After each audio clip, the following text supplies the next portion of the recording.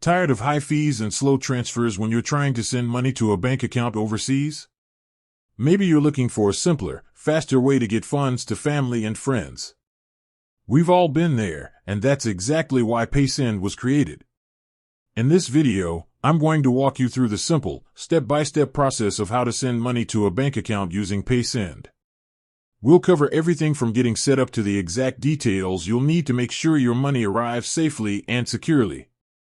First things first, you'll need the Paysend app or web browser to get started.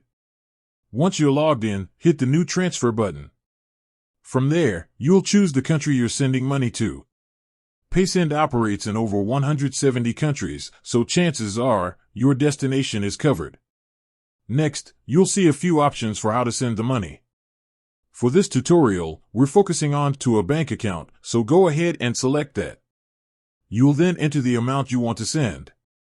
What's great about Paysend is that it shows you the exact exchange rate and the final amount your recipient will get, with a low, fixed transfer fee.